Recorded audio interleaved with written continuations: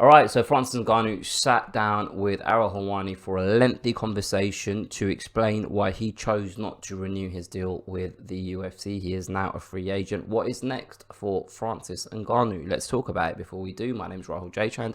This is the Battle Camp. Thank you very much for joining me. If you're new to my channel, please do consider subscribing. So look, man, first and foremost, when I watched that Dana White press conference where he dropped the bombshell about the fact that the heavyweight title is now vacant, the UFC are no longer in the Francis Ngannou business, and Jon Jones and Cyril Gane will be fighting for the privilege to be called a heavyweight champion of the world, I was shocked, because from what I'd seen on social media with regards to this contract situation between the UFC and Francis Ngannou, I thought a new deal was close. I thought we would have an announcement imminently where we'd see that Francis Ngannou is back and he'll be fighting someone like Jon Jones or a Stipe Miocic. So when I saw that press conference, it was clear to me that Dana White wanted to remain in the Francis Ngannou business, and it was in fact Francis Ngannou's choice not to be part of the UFC roster, which is why Dana White said the things he did with regards to the fact that he believes Francis Ngannou wants easier fights. He no longer wants to fight the best fighters in the world. And the fact that Dana White went out of his way to say that they offered him a deal that would make him the highest paid heavyweight in the history of the UFC. So I was really kind of interested to see what Francis Ngannou had to say in response to all of this.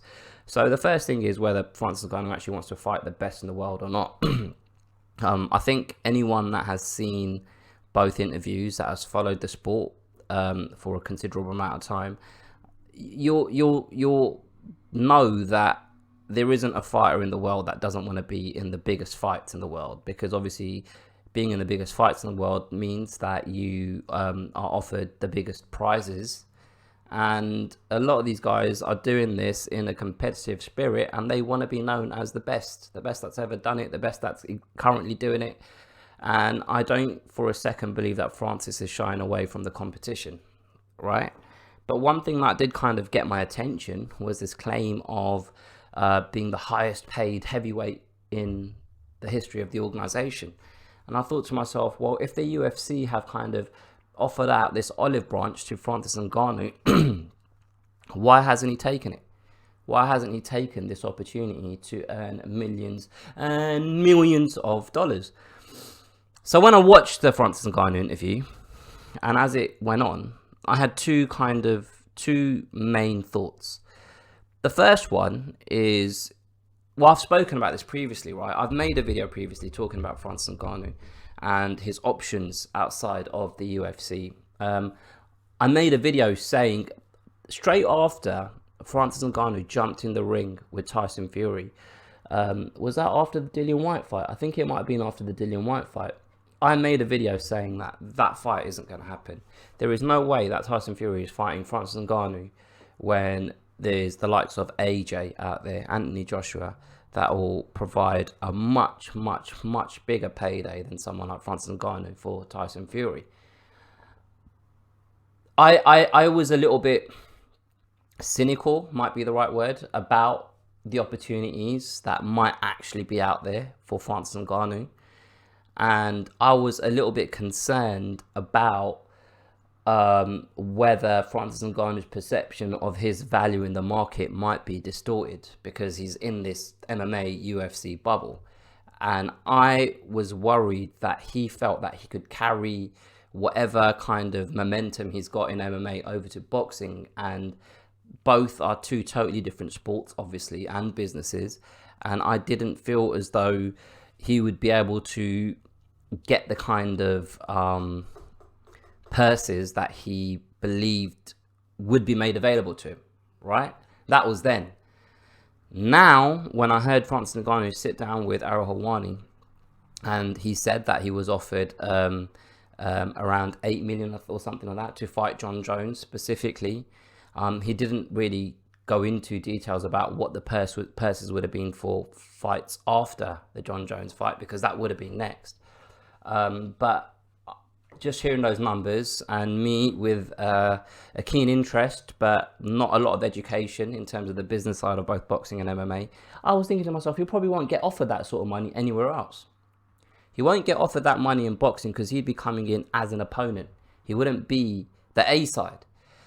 And nobody is going to give him multi-millions of dollars for a single night's work in the world of boxing unless there's an investor in the Middle East somewhere that is willing to pay a crazy site fee. And I didn't think that would be possible for him.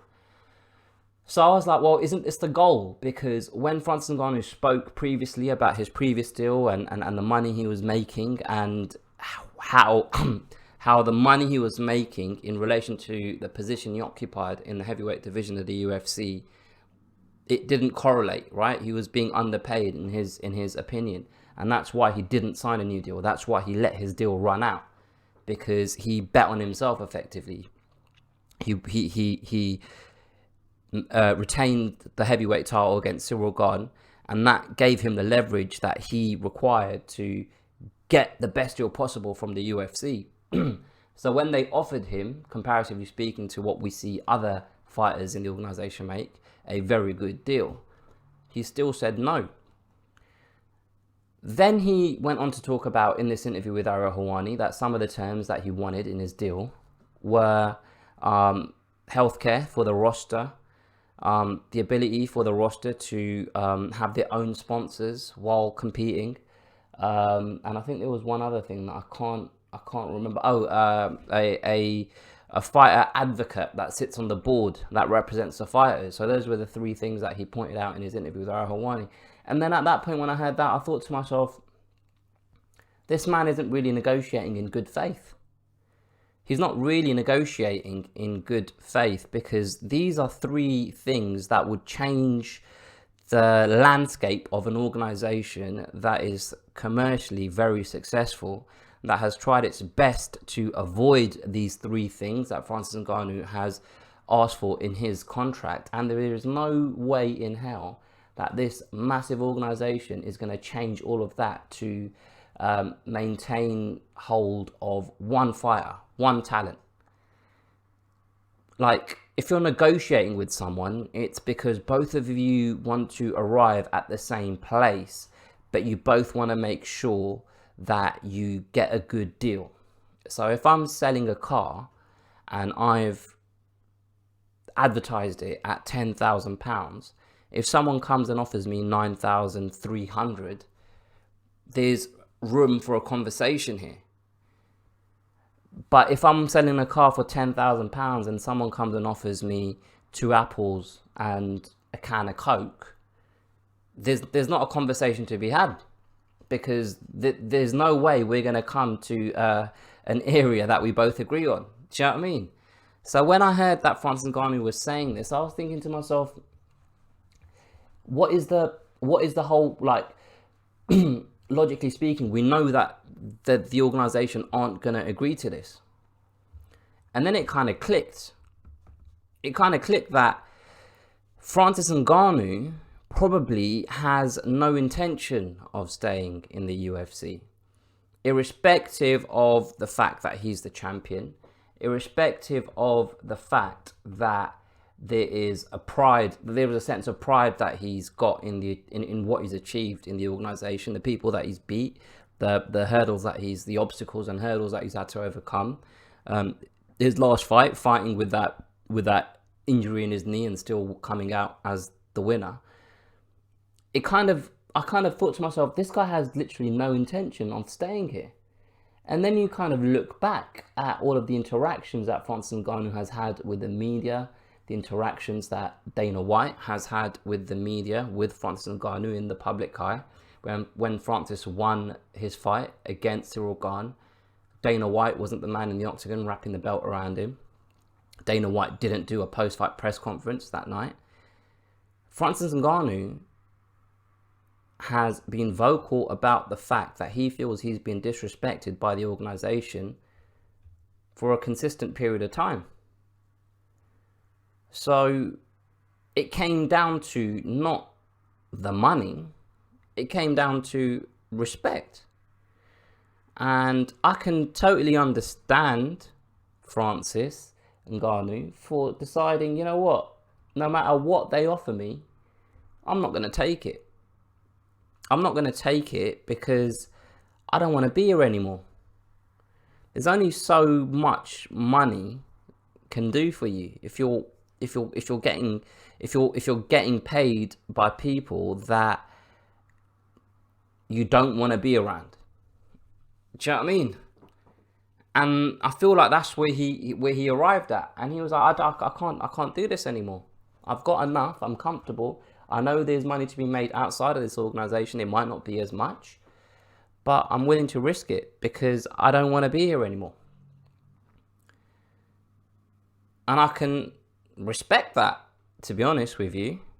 Like, I can respect a man that doesn't sell his soul for a pound note. And to me, that's what Francis Ngannou has done. And like, if you go back to earlier on last week, was it, when Francis Ngannou put up a post on social media and his mum was sat there in a PFL shirt?